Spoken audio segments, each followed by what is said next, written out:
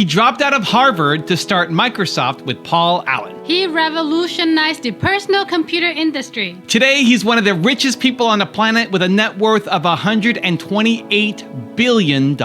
He's Bill Gates, and here's our take on his top 10 rules for success.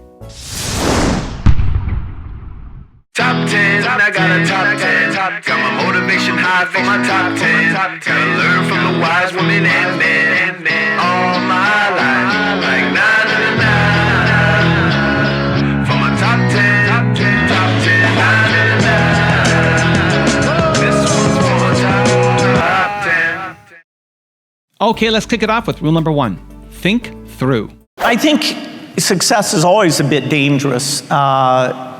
And you can think that whatever your success was because, you are magically gifted in understanding things. Whereas, of course, any success, particularly a gigantic success, is a huge number of factors, including hard work and understanding, but timing, other people who came to work with you, other people who might have done the same thing who somehow messed up in doing it.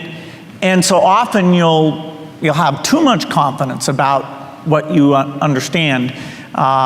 In science, as Feynman said, the easiest person to fool is yourself. And so you have to force yourself to go through, again and again and think through, is this the right thing to be doing? Will this work? Am I doing it because it would be exciting if it succeeded? Am I really looking at these factors? In fact, in polio, several times we had to say to ourselves, was it time to give up? Or really, did we think there was a prospect of being able to move forward? Rule number 2, always keep learning. Certainly during the time I was at Harvard, I wasn't sure what I was going to do. The idea that software was this field that the opportunity was unbelievable. That became more obvious during the 3-year period I was here. But my dad had been a lawyer.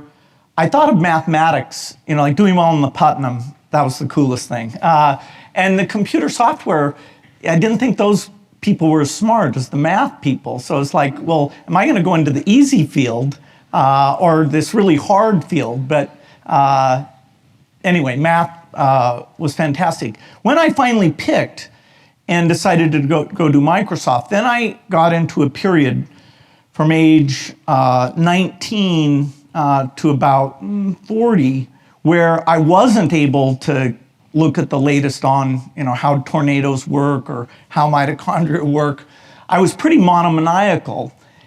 And when I was able to ask Steve, this is the year 2000, Steve Ballmer, he mistakenly graduated, but then he started at well, I was trying to hire him, but his parents told him you're supposed to graduate, which was fine. But then he started at Stanford Business School, and he was in his first year, and I thought, oh, this is perfect. I'll get him to drop out of Stanford Business School. So in a certain sense, he is a dropout. And he was very key to the success of Microsoft. I mean, he knew a lot of things. But during that period, I didn't get to do much. At Harvard, I took all these courses because it was just so amazing that people were interested in talking about them. And I have to say, I never went to a lecture during reading period or anything because the courses that I was actually signed up for, I finally started to work on those. So I was in Hillel the minute it would open to the minute it would close during reading period, trying to catch up on that other set of courses. So people say I'm a dropout, which is literally true. But because I like college courses, the online college courses, there's a company called The Learning Company that I buy tons and tons of their stuff, and I do at least 4 or 5 courses a year. In a sense, I like going to college more than anyone. So I've sort of made sure my job, certainly post-Microsoft, that I get to spend my time meeting with scientists, learning new things, seeing what the hard problems are, in some cases giving money to people to take on those very, very hard problems. Rule number 3, have self-confidence. I think having some self-confidence is different than finding your passion. From a young age, ideally you'll have adults in your life preferably your parents as part of that, some of your teachers, people around you who like you and they're behind you and they'll back you no matter what goes on. And that gives you enough confidence to go off on a quest. And during that quest, you try different things out. If you're lucky, when you're very young, you find something you're passionate about. I did when I was 13 years old. I found computers and software. It took me another 5 years to figure out that was my life's primary work. But that's a lucky thing. Other people, get out into their 20s or even later before they find what they're passionate about. But proceeding with a certain set of self-confidence, that there are people who care for you, you care for them, that you succeed in their eyes by your how you treat them. I think that's pretty basic, and it gives you the platform on which to try out new things, to fail. At first you're not going to succeed in various things. So self-confidence is primary, and then finding your passion is an adventure, a quest that may take time, and it may switch over the time of your life. But those deep relationships will let you pursue it with vigor. Rule number 4, focus. In my 20s and 30s, I was fanatical about software.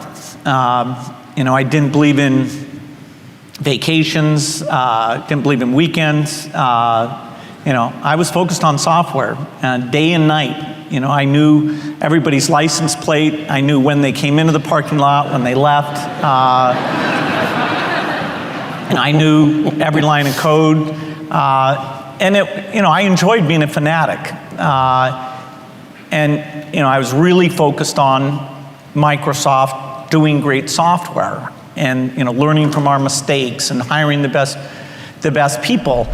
Also, if you want to have more self-confidence and self-belief, check out my 254 series, where every day for the next 254 days, I will send you an unlisted video. The science says it takes up to 254 days of consecutive action to build a habit. So I'm going to be with you every step of the way. If you want to be on for free, 100% free, there's a link below. Go check it out. I'll see you there. You really have to believe the internet's going to be mainstream. A lot of people are going to get out there and use it. If you ask people across the United States, is the future going to be better than the past? Most say no. I'm a weird dropout because I take college courses all the time. I love learning company courses and things, so I love being a student. Rule number 5, delegate. It's been a lot of fun. There's tons of things that I'm not good at, and so the question is always, can I get somebody involved? Certain day-to-day management things, negotiating things, political things, scientific experts who really do have the time to focus in on one thing, like I did in my 20s, and just really, really see all the possibilities. Rule number 6, tap into different skills. Introverts can do quite well.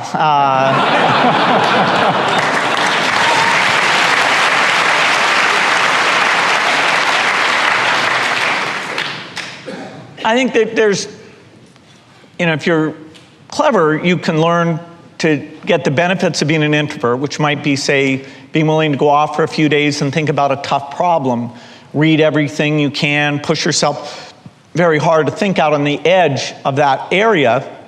And then, if you come up with something, if you want to hire people, get them excited, build a company around that idea, you better learn what extroverts do. You better hire some extroverts.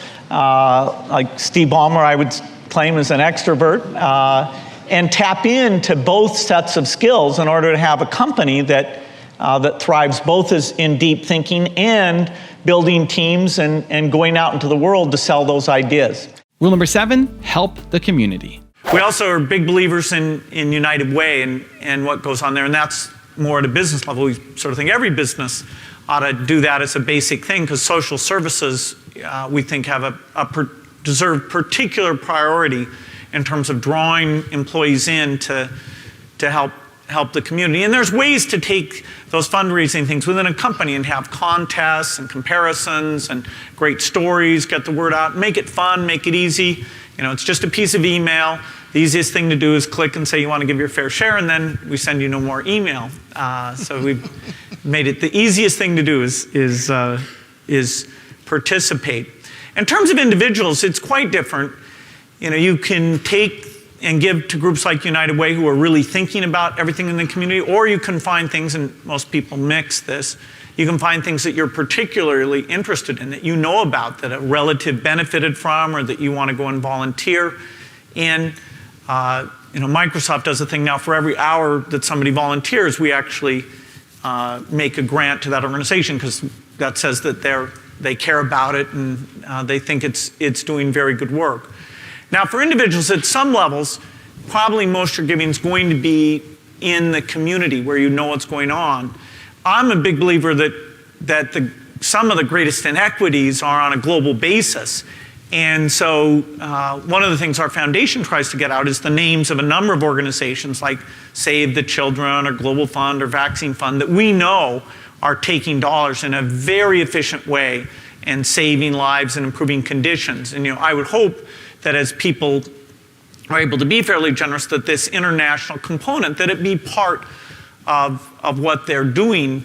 Obviously, if you get up to enough scale, then you can take on big projects. And I will get a chance with some of my extra time to go out and share with people who are lucky enough to have wealth, just tell them how much fun I'm having and that it can have impact, and hopefully encourage it. I think when Warren Buffett gave his gift, it sent a message to people that, wow,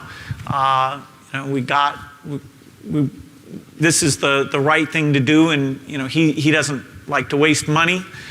So a sense that there are causes out there that you can make a big difference with. Rule number 8, understand what counts. Education is essentially a social construct. It's not that the universities have secret knowledge that only they have available. I took, these numbers won't make any sense anymore, but the hardest freshman math class was called Math 55. I assume it's not called that anymore, but it was a group of it was a group of 80 people whose personal positioning was they were the best person at math that they had ever met. So there were 79 frauds. One person who really was the best at math. The guy who came in first in the class is a lawyer in New York now. The guy who came in second is a professor of chaos theory at Princeton. And then I came in third. So I knew, okay, math, geez, that's interesting. Anyway,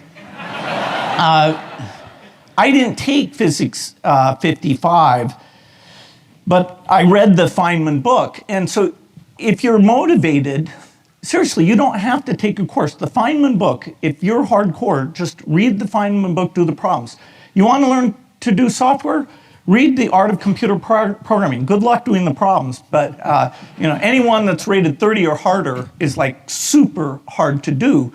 And so a MOOC, in a sense, doesn't change what counts.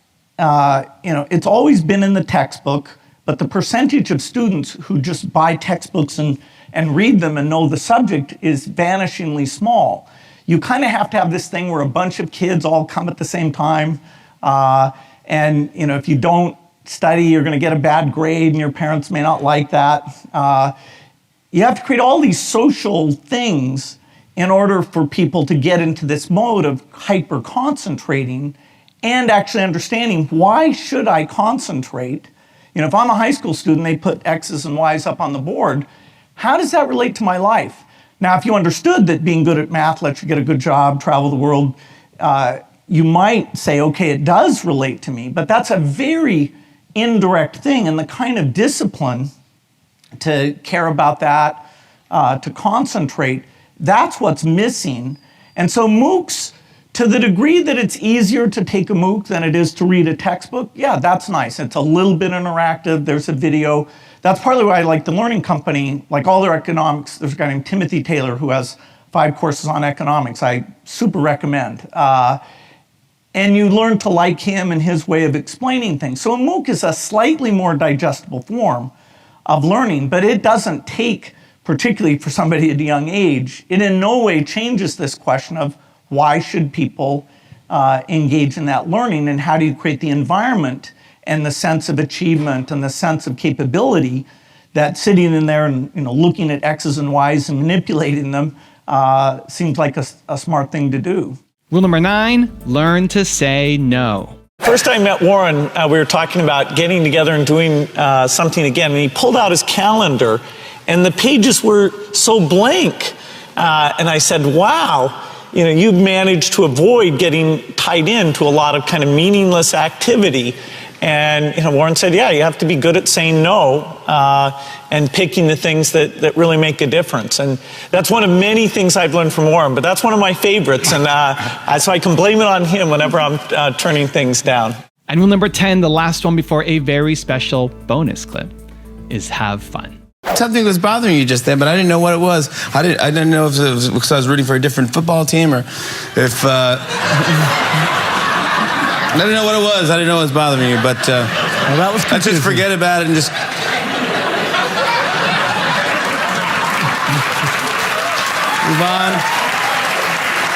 move on to something else, or I don't know. Yeah, but thank you for the hat. I appreciate that. And I got a bumper sticker for you here. Oh, you do? Yeah. Thanks.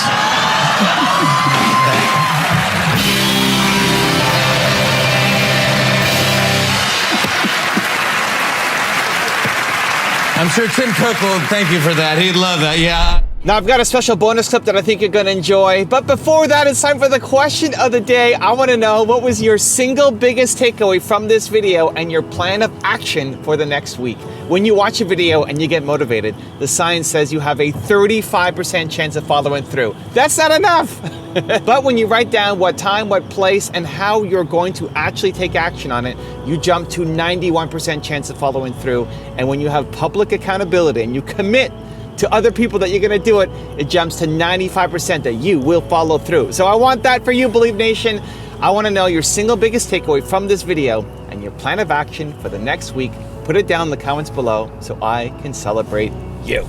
I think that this is a deep problem in perception, is that if you want something to improve, you have a tendency to be bothered by the status quo and to think that it's much worse than it is. And that can be beneficial because you don't like, say, the level of violence in the world, the level of poverty, the level of number of kids dying.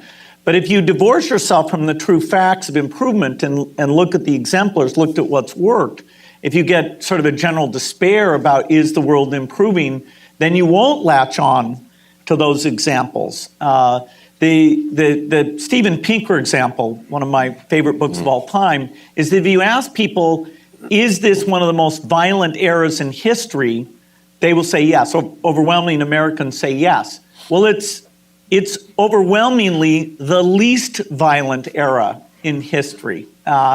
And so what it means is your disgust at violence actually increases, and that's partly why we take steps and why within our own society and the world at large it's come down so dramatically.